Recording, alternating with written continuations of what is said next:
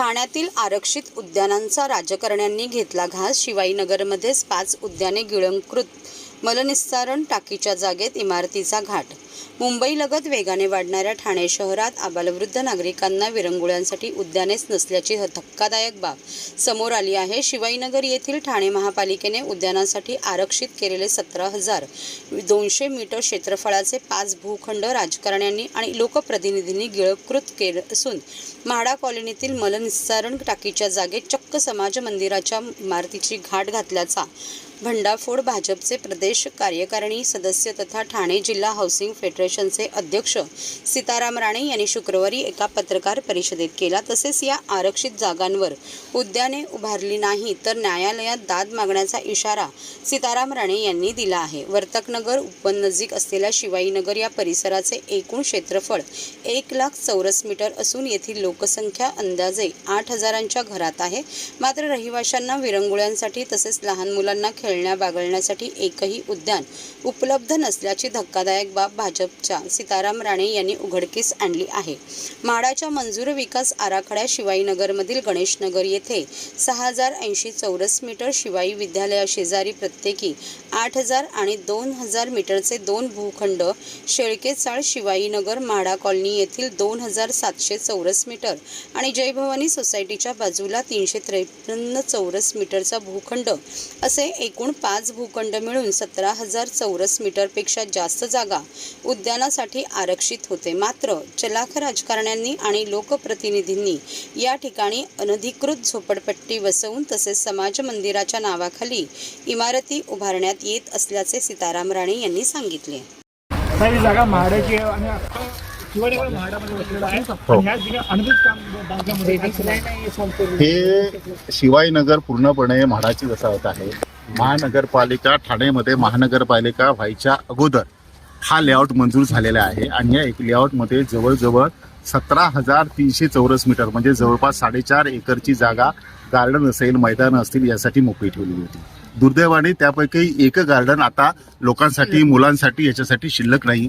प्रत्येक राजकारण्यांनी, लोकप्रतिनिधी त्याचा आपल्या स्वार्थासाठी उपयोग केला आहे. काही ठिकाणी अतिक्रमण झाली, काही ठिकाणी समाज मंदिर हॉलच्या नावावर बिल्डिंग बांधल्या गेल्या, पण त्यांचा लोकांसाठी काही उपयोग झाला नाही.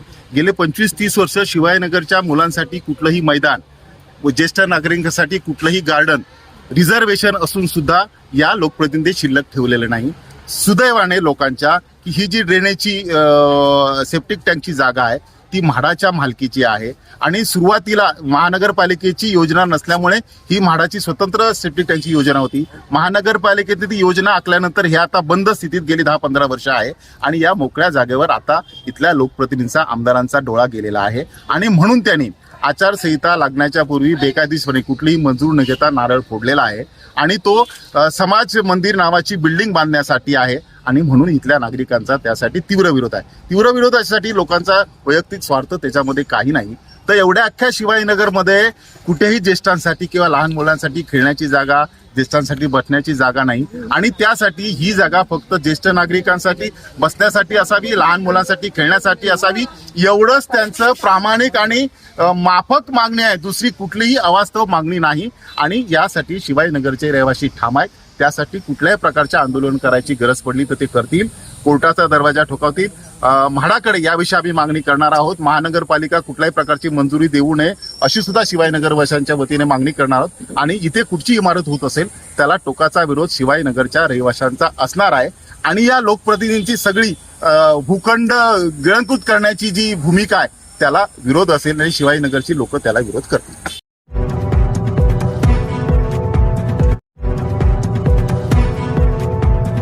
सर्व नागरिकांना आवाहन करण्यात येत आहे की सध्या डासांमार्फत पसरणाऱ्या डेंग्यू या आजाराचा प्रसार रोखण्यासाठी प्रत्येकाने पुढील प्रमाणे कार्यवाही करावी.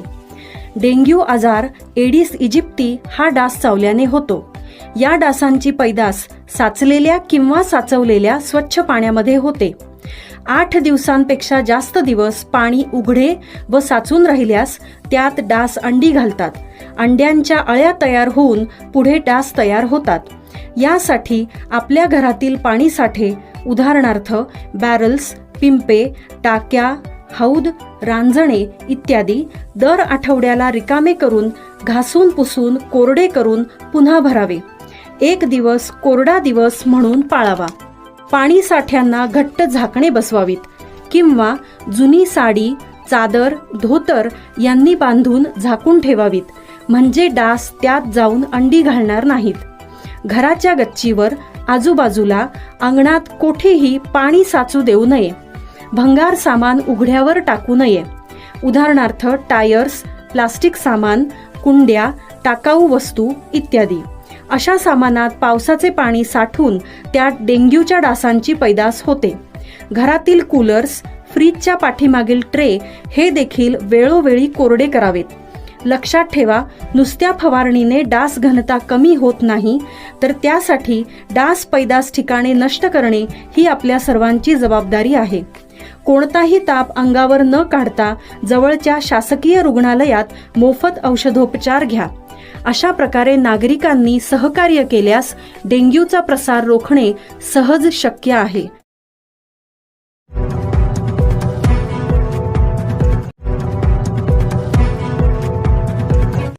वेळेत मालमत्ता कर भरल्यास 10% सवलत. ठाणे महापालिकेच्या माध्यमातून नव्या आर्थिक वर्षात मालमत्ता कर वसुलीची मोहीम 1 एप्रिलपासूनच सुरू केली आहे. त्यानुसार करदात्यांच्या मोबाईलवर SMS च्या माध्यमातून महापालिकेने बिले पाठवण्यास सुरुवात केली आहे. याशिवाय 15 जूनपर्यंत संपूर्ण कराची रक्कम एकत्रित भरतील अशा करदात्यांना मालमत्ता कराच्या सामान्य करात 10% सूट देण्यात येणार असल्याचे महापालिकेच्या मालमत्ता कर विभागाने स्पष्ट केले आहे. ठाणे महापालिकेच्या मालमत्ता कर विभागाने मागील सरत्या आर्थिक वर्षात 6% कमी वसुली केल्याचे दिसून आले आहे. या विभागाला 2023-24 मध्ये 750 कोटींचे उद्दिष्ट देण्यात आले होते. मात्र आर्थिक वर्ष संपत आले तेव्हा मालमत्ता कर विभागाने 703.93 कोटींची वसुली केली आहे. यंदा देखील मालमत्ता कर विभागाचे उद्दिष्ट निश्चित करण्यात आले आहे. पहिल्याच दिवशी महापालिकेच्या या विभागामार्फत करदात्यांना देयके व कर भरण्याच्या लिंकसह SMS द्वारे पाठवण्यात आली. मागील वर्षी हा उपक्रम यशस्वी झाल्याचे दिसून आले होते, त्यामुळे यंदा देखील हाच उपक्रम महापालिकेने हाती घेतला आहे. याशिवाय करदात्यांना पहिल्या टप्प्यातच मालमत्ता कर भरावा यासाठी सवलत योजना देखील महापालिकेने जाहीर केली आहे.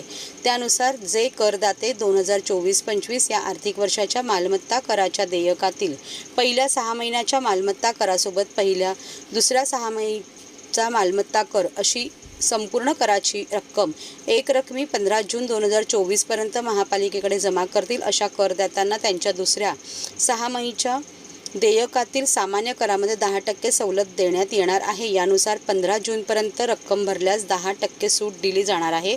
तर 16 जून ते 30 जून या कालावधीत या रकमेचा भरणा केल्यास 4%, 1 जुलै ते 31 जुलै या कालावधीत भरल्यास 3% आणि 1 ऑगस्ट ते 31 ऑगस्ट या कालावधी भरल्यास 2% सवलत दिली जाणार असल्याची माहिती महापालिकेच्या मालमत्ता कर विभागाने दिली आहे.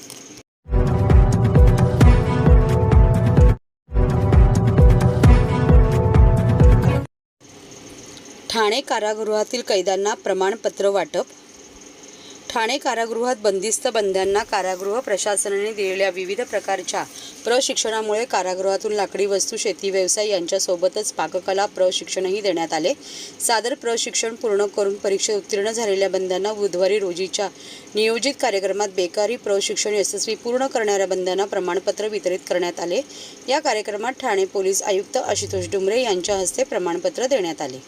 यापूर्वी ठाणे कारागृहात राबवण्यात आलेल्या उपक्रमात गांधी सर्वोदय मंडळ यांचेद्वारे आयोजित गांधी विचारधारेवर आधारित परीक्षेत उत्तीर्ण बंदी व एक्झोनोबेल इंडिया प्रायव्हेट कंपनी यांच्याद्वारे आयोजित डेकोरेटिव्ह वॉल पेंटिंगर प्रशिक्षण यशस्वीरित्या पूर्ण करणाऱ्या बंद्यांना देखील मान्यवरांच्या हस्ते प्रमाणपत्र वितरित करण्यात आले. यावेळी ठाणे पोलीस आयुक्त आशुतोष डुमरे, ठाणे कारागृह अधीक्षक राणी भोसले, टिस्सा अध्यक्षा सुजाता सोपारकर, मानद महासचिव निनाद जयवंत यांच्या उपस्थितीत बेकरी आणि डेकोरेटिव्ह वॉल पेंटिंग प्रशिक्षण व उत्पादन प्रशिक्षण पूर्ण केलेल्या बंद्यांना प्रमाणपत्र वाटप केले.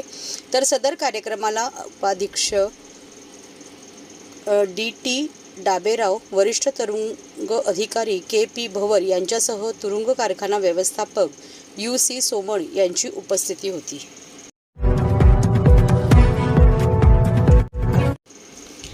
गुढीपाडव्याला ठाणे शहरात निघणार स्वागत यात्रा, मुख्यमंत्री एकनाथ शिंदे होणार सहभागी. 50हून अधिक चित्ररथ सहभागी होऊन करणार जनजागृती. तरुणांनी अधिक संख्येने सहभागी होण्याचे आवाहन उद्योजक अर्जुन देशपांडे. श्री कोपिनेश्वर सांस्कृतिक न्यासातर्फे चैत्र शुद्ध प्रतिपदा म्हणजेच गुढीपाडवा या दिवशी नववर्षाचे स्वागत यात्रा मंगळवार 9 एप्रिल रोजी सकाळी 7 वाजता ठाणे शहरात निघणार आहे. यावर्षीही महाराष्ट्राचे मुख्यमंत्री एकनाथ शिंदे हे स्वागत यात्रेत सहभागी होणार आहेत.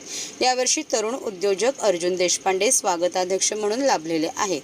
गुढीपाडव्याच्या शुभमुहूर्तावर अर्थात सकाळी 7 वाजता श्री कोपिनेश्वर पालखीचे पारंपरिक प्रथेनुसार वाजत गाजत प्रस्थान होईल. प्रथम ठाण्यातील श्री सिद्धिविनायकाचे दर्शन घेऊन पालखी व इतर पादचारी जांभळी नाका, रंगो, बापूजी चौक या मार्गाने दगडी शाळेकडे निघतील.